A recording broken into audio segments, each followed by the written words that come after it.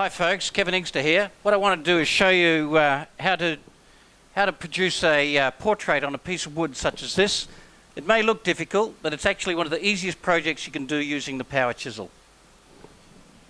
So what I've done is I've just taken a standard photograph of these three beautiful boys, and I've reduced it to black and white, and I've blown it up into an A3 size photograph. So I've printed it here. You can see I've reduced it to purely black and white. There's no shaded areas or anything. You can do this with any standard photographic program. I just used iPhoto on my computer. And I just turned up the contrast, and I just played with it until I got a nice image that I liked with as little shading as possible. What I'm going to do is I'll stick this onto a piece of wood like so. Here you see I've got a piece of she oak. I've just glued it straight onto the piece of wood, and what I'm going to do now is get the power chisel, and using various chisels I'm just going to chisel out all of the black sections.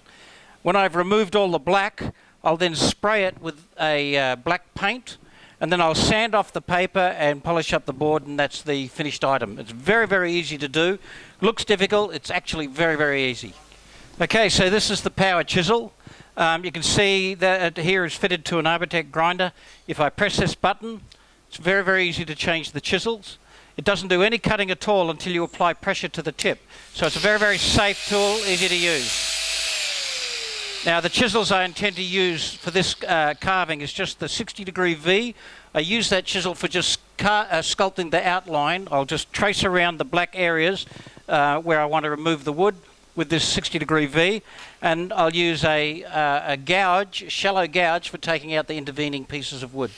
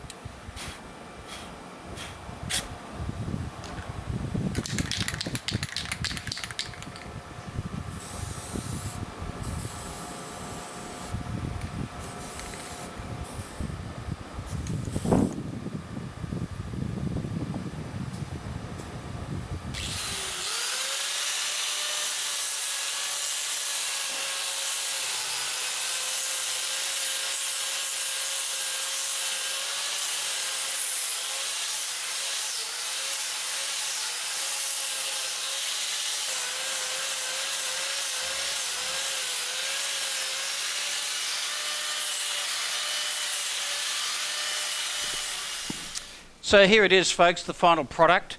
As I said, it may look difficult, but it's actually very, very easy.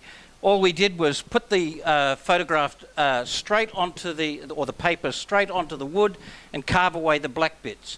I didn't carve away all of the black bits. A lot of the heavy black bits here, like here and on the hair, I actually reduced it to a couple of strokes, which was effective and is a lot better than large black sections. Also, I probably should have used a paler timber. This wood, if I oil it, goes very dark and it's not a very good contrast. So I recommend using a pale wood. And another good thing to do is to make sure that you sand the wood nice and smooth before you begin, because if the wood is too rough, when you do the sanding at the end, you may go too deep and take away some of the image. So just a few little pointers to make it easier. Thank you.